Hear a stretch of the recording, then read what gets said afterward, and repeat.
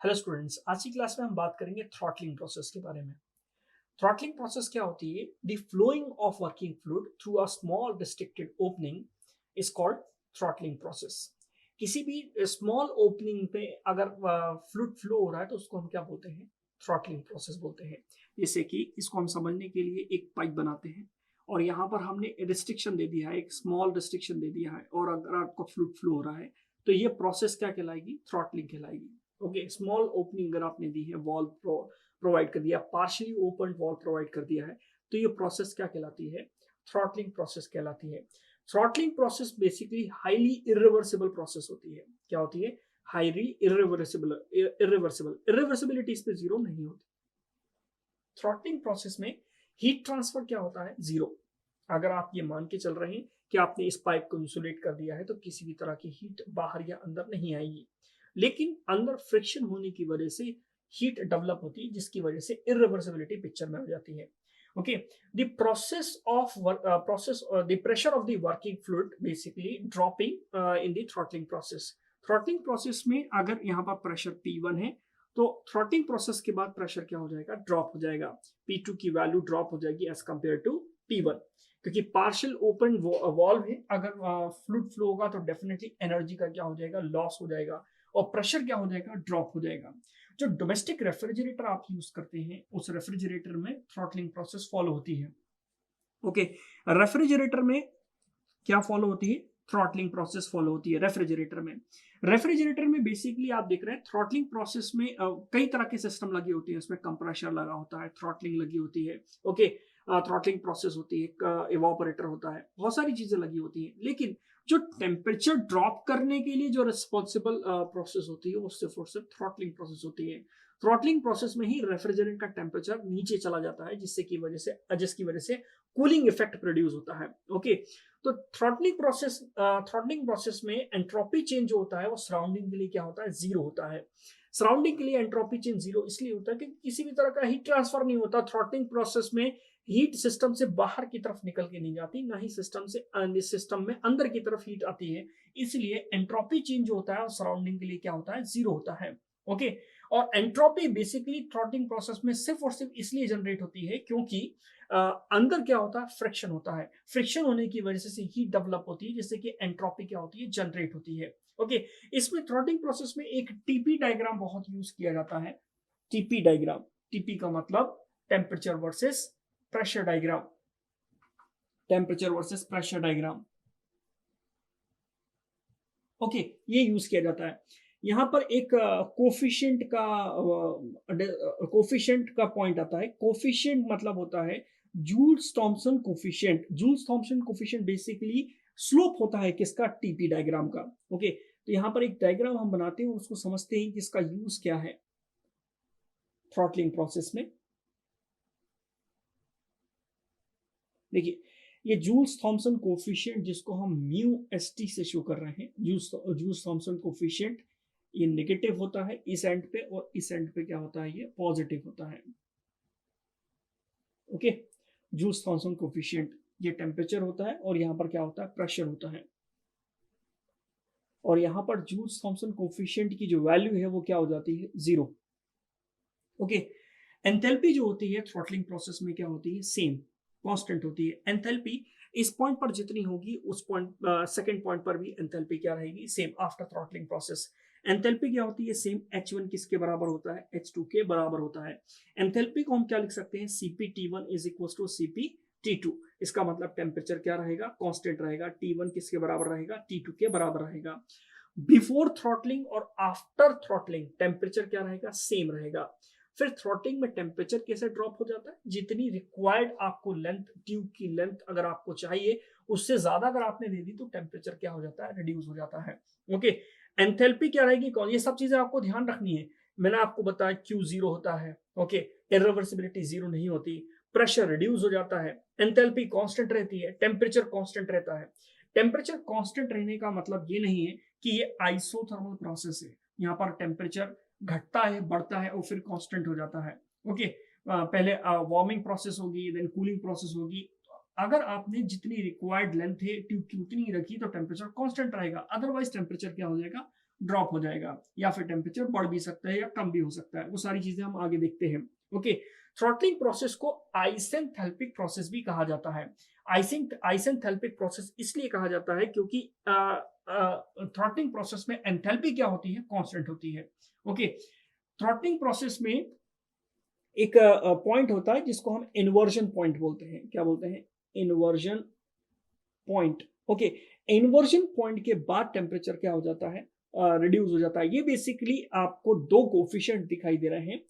Joule Thomson coefficient warming process के लिए, मतलब हीटिंग प्रोसेस के लिए नेगेटिव होता है, और कूलिंग प्रोसेस के लिए क्या होता है, पॉजिटिव होता है। तो Joule Thomson coefficient warming process के लिए क्या होता है, नेगेटिव, और कूलिंग प्रोसेस के लिए क्या होता है, पॉजिटिव। ओके, ये ध्यान रखना है। Okay, the point where the Joule Thomson coefficient is zero is called inversion point. वो पॉइंट जहां पर जूल थॉमसन कोफिशिएंट की वैल्यू क्या हो जाती है, जीरो हो जाती है, उसको हम क्या बोलते हैं, इन्वर्जन पॉइंट बोलते हैं। जैसा कि मैंने आपको बताया कि if the length of the capillary tube is greater than the what is required, then the temperature will be reduced. Temperature क्या हो जाएगा, कम हो जाएगा। जितनी ट्यूब की लेंथ अगर आपको चाहिए, उससे अगर आपने कम दी तो टेम्परेचर बढ़ जाएगा, अगर उससे आपने ज्यादा दी तो टेम्परेचर क्या हो जाएगा, रिड्यूस हो जाएगा। ओके, नेक्स्ट अगर हम बात करें कि जो इन्वर्जन कर्व है वो कैसे मिलता है आपको, सारे पॉइंट्स को मिला दें अगर हम, तो उसको आपको क्या मिल जाएगा कि इन्वर्जन कर्व मिल जाएगा। जैसे कि एक प्रोसेस हो रही है, इसके बाद भी एक प्रोसेस होगी, इसके बाद एक प्रोसेस होगी, ये सारे पॉइंट्स को अगर हम मिला दें तो आपको क्या मिल जाएगा, कि इन्वर्जन कर्व मिल जाएगा। वो किस तरह से दिखेगा, देखते हैं। ये टीपी डायग्राम, और इन्वर्जन कर्व कुछ इस तरह से आपको मिलता है। ओके, ये कर्व कैसे मिला, आपने अलग अलग प्रेशर पे प्रोसेस को कंप्लीट किया, अलग अलग प्रेशर पे, जैसे कि ये P1 pressure, P2 pressure, P3, P4, अलग अलग प्रेशर पे आपने प्रोसेस को कंप्लीट किया। ये वार्मिंग प्रोसेस थी, ये कूलिंग, यानी ये वार्मिंग, ये कूलिंग, ये वार्मिंग, ये कूलिंग। तो आपको अलग अलग प्रोसेस के लिए अलग अलग पॉइंट्स मिलेंगे। उन पॉइंट्स को अगर आप मिला देंगे तो ये कर्व जो मिलता है, इसको हम क्या बोलते हैं, इन्वर्जन कर्व बोलते हैं। Inversion curve.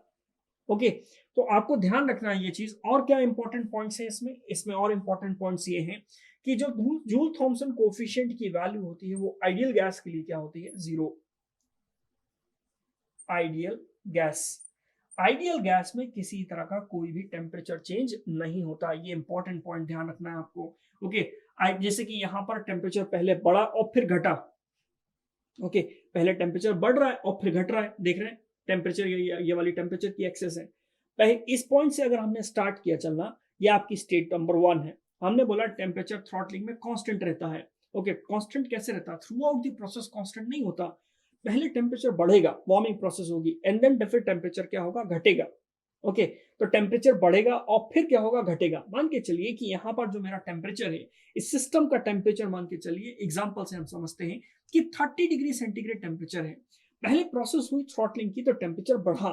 ओके, उसके बाद जहां से टेम्परेचर घटना शुरू हुआ उसको हमने बोला इन्वर्जन पॉइंट। ओके, अब टेम्परेचर घटना शुरू हुआ और वापस से कितना आ गया, 30 आ गया।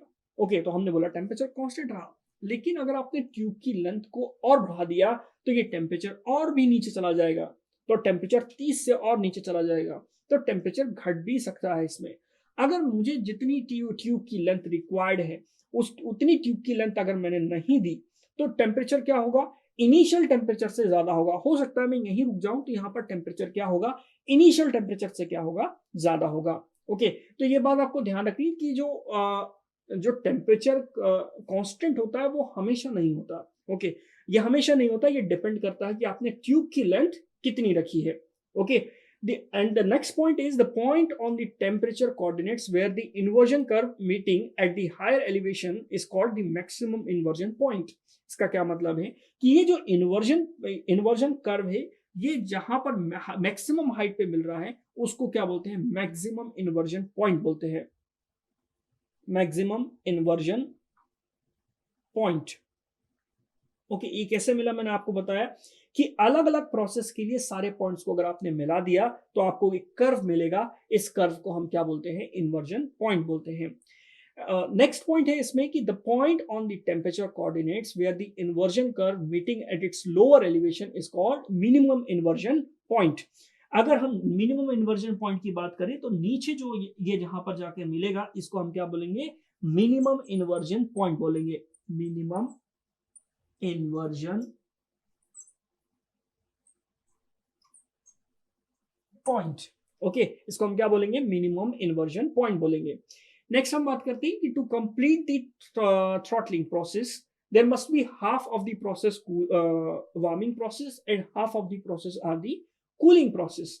जो अगर आपको थ्रॉटलिंग प्रोसेस करना है तो आधी प्रोसेस में वार्मिंग होगी मतलब टेम्परेचर बढ़ेगा, और आधी प्रोसेस कूलिंग होगी जिसमें कि टेम्परेचर क्या होगा, घटेगा।